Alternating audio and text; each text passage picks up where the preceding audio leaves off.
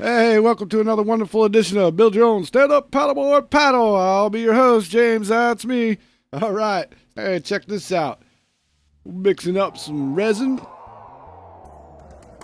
for roving. Twist and swirl it in there. I should have twisted a little better. But there you see the twist. That twist motion right there helps keep it from tangling up on you. All right, looks like our bucket is a rather large bucket. I think we're running about 8 ounces. Smash it down, smash this glass down in there really good, get all your air bubbles out. Now we're gonna pull it out. You're gonna take your one hand, lift it up. You're gonna take your other hand and squeeze off the excess resin. Otherwise it's gonna get really, really messy. You don't want that. It's already messy enough as it is.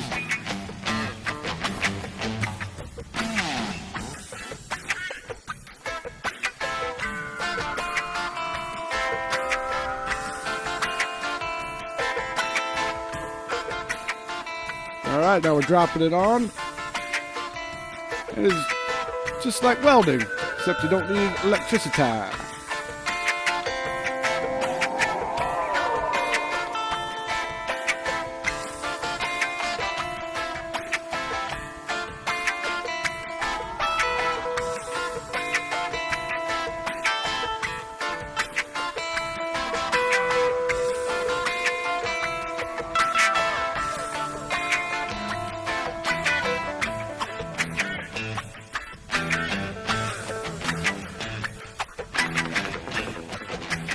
Got a little bit of extra here. It's alright. Gonna end up, yeah, got a whole lot extra. I think I over measured, but that's alright. It's better to have more than you need, because once you do it and you run out, you're kind of screwed. So don't skimp on it, you know. You'll be alright. Got a close up, see what it looks like. Going underneath, looking good. Got a couple drip throughs. We'll fix that. Now we're going to try to work off some drips.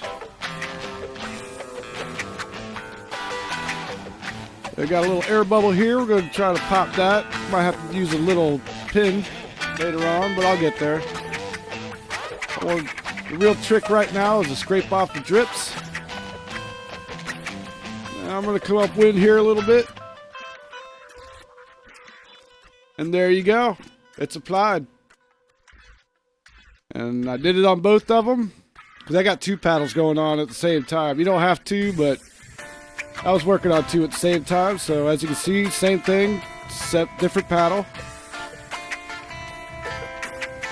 All right. Since we got all that setting up, I got this piece of wood. I got to switch it out.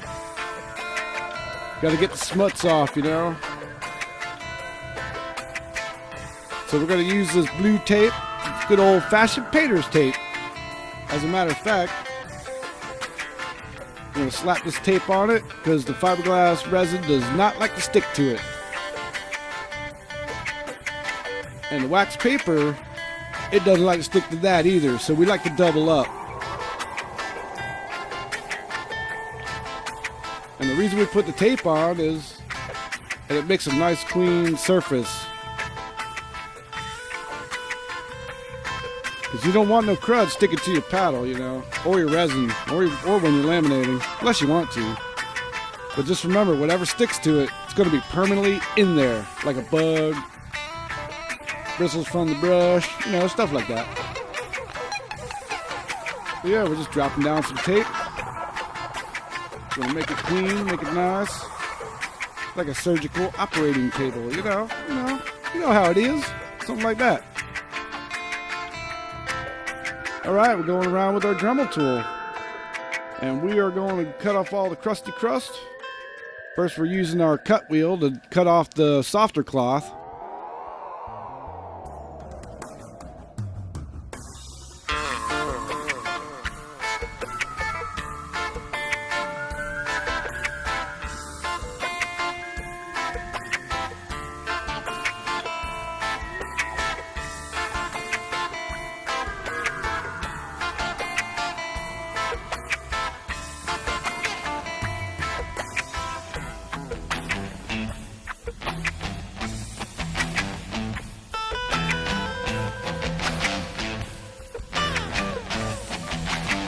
And then I'm going to go around it and use the, looks like the drum, yeah, the little drum sander.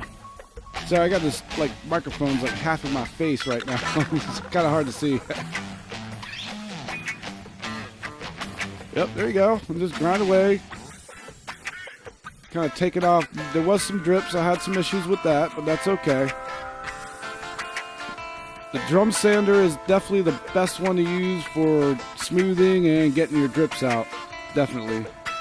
I'm going to try to work that edge down to I say it looks, I don't know. I like to go right to the edge of where the roving ended.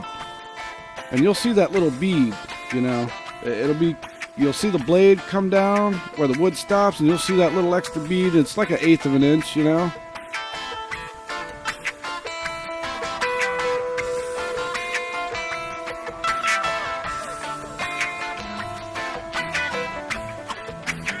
Now we're on the underside, cutting down drips. Yep, make sure you get rid of that. And you want to smooth the edges on the cloth too. That's the other good reason about using that particular drum on there. Because I'll tell you what, if you just cut it and you start messing with it, it'll cut you. It's sharp.